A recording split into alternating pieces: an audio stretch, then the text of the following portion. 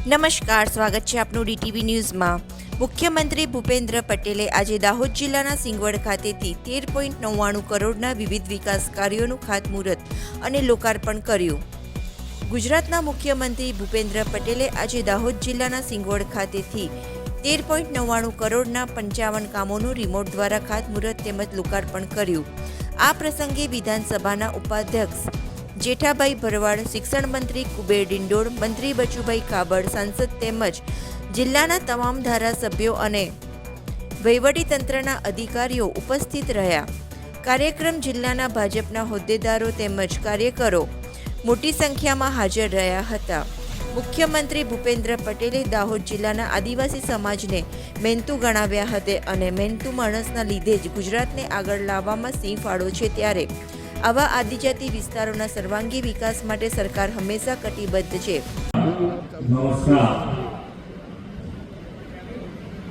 વિશ્વના સૌથી લોકપ્રિય નેતા અને દેશના યશસ્વી વડાપ્રધાન શ્રી નરેન્દ્રભાઈ મોદીએ દેશમાં ગરીબ, આદિવાસી, દલિત, પીડિત વર્ગને તેનો હક સીધો મળે તે પ્રકારની સુરાજ્ય ગુડ ગવર્નન્સનો અમલ કરાવ્યો છે।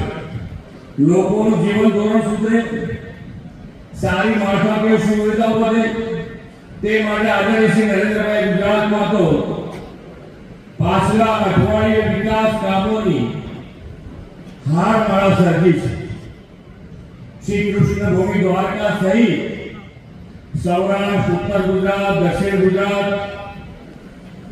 આ બધે આખા ગુજરાતમાં 1,10,000 કરોડ રૂપિયાના વિકાસના કામો આપણને આપ્યા છે। એક પગલે આજે ડબલ એન્જિન સરકારે પાછલા જ અઠવાડિયામાં આપણે પણ 6700 કરોડ રૂપિયાના વિકાસ કામોની ભેટ જનતા જનાર્દનને આપી છે। આ બધા વિકાસના કામો આજે જે થઈ રહ્યા છે એ આપણા માટે આજે બજેટ, ગુજરાતનું બજેટ, અહીંયા ઘણા બધા વડીલો હશે એમને ખબર હશે કે આજે 2 દાયકા પહેલા જે ગુજરાતનું બજેટ હતું એ લગભગ 10,000-15,000 કરોડની આજુબાજુનું હતું। આજે એ બજેટ 2,32,000 કરોડ રૂપિયાનું બજેટ છે। કારણ કે તમે વિકાસના કામો જે પ્રમાણે જોઈ રહ્યા છો એ કેવી રીતે આવે એનો મજબૂત પાયો માન્ય વડાપ્રધાન શ્રી ગુજરાતમાં નાખ્યો છે અને આજે દેશમાં પણ નાખી દીધો। આજે 5મી અર્થવ્યવસ્થા છે તો પણ આજે આપણને આટલી જાઓ જલાવી છે, તો જ્યારે માન્ય વડાપ્રધાન શ્રી ત્રીજી વખત બેસશે અને ત્રીજા નંબરની અર્થવ્યવસ્થા બનીશું ત્યારે આપણી જાઓ જલાલી કેવી હશે। આજે માન્ય વડાપ્રધાન શ્રીએ સરકારી જેટલી યોજના છે, જેને જેને મળવા પાત્ર છે એ બધાના ઘરે જઈ, સરકાર એના ઘરે જઈ અને આ સરકારી યોજનાના લાભ મળે એના માટે મોદી સાહેબનો ગેરંટી દરેકે દરેક ગામ સુધી પહોંચાડે અને આ દરેક યોજનાનો લાભ મળશે તો જ આજે દરેક જણ મુખ્ય પ્રવાહમાં વિકસિત ભારત બનાવવું છે, વિકસિત ગુજરાત બનાવવું છે, તો દરેક જણ, દરેક વર્ગ કેવી રીતે ઉપર આવે એના માટેનો હર હંમેશ અમે પ્રયત્ન કર્યો છે। દરેક સુવિધા આપી છે।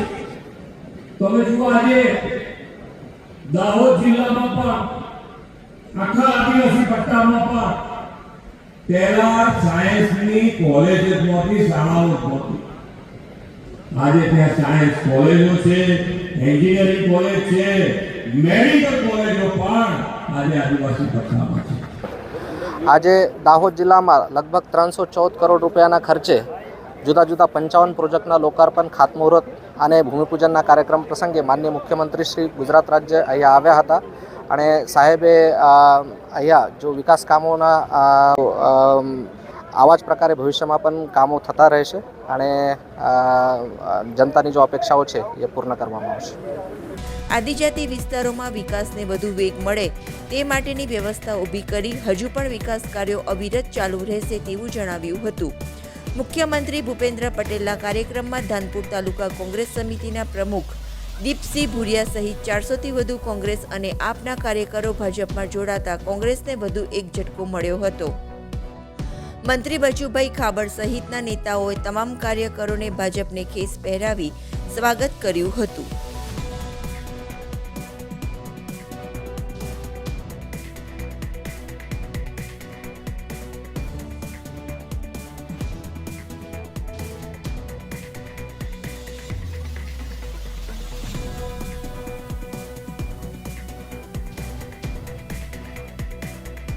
આજે દાહોદ જિલ્લાના સિંગવડ મુકામે એક સમગ્ર જિલ્લામાંથી અન્ય પોલિટિકલ પાર્ટીઓના કોંગ્રેસ છે, આપ છે કે બાપ, જે કંઈ પાર્ટીઓના એ કાર્યકર્તાઓ હવે મને લાગે પાર્ટીઓથી થાકી જવું છે લાગે. અને દેશના વડાપ્રધાન નરેન્દ્રભાઈ મોદીનું જે રીતે નેતૃત્વ છે અને 9 વર્ષમાં જે રીતે દેશને વિકાસમાં આગળ વધાર્યો છે, રાજ્યના મુખ્યમંત્રી ભૂપેન્દ્રભાઈ પટેલના નેતૃત્વમાં પણ સરકાર બીજી વાર મુખ્યમંત્રીએ બની કામ કરી રહ્યા છે. અને અમારા સંગઠનના પ્રદેશના અધ્યક્ષ સી આર પાટીલ સાહેબ અને અમારા અહીંના લોકપ્રિય સાંસદ જસવંતસિંહ ભાભોર, અમારા પાર્ટીના પ્રમુખ શંકરભાઈ અમલિયા, આખી ટીમ અને મારી સાથે અમારા 7 ધારાસભ્યો બધા સાથે મળીને આજે તમામ તાલુકાના જે હતા જુદા બાકી અન્ય પક્ષના એ પણ આજે અમારી સાથે હજારોની સંખ્યામાં જોડાયા છે. અને મારા મત વિસ્તારમાંથી ધાનપુર તાલુકામાંથી કોંગ્રેસના પ્રમુખ વર્ષોથી કામ કરતા એવા શ્રીમાન દીપાભાઈ લાલાભાઈ ભુરિયા પણ આખી ટીમ કોંગ્રેસની સાથે આજે જોડાયા છે.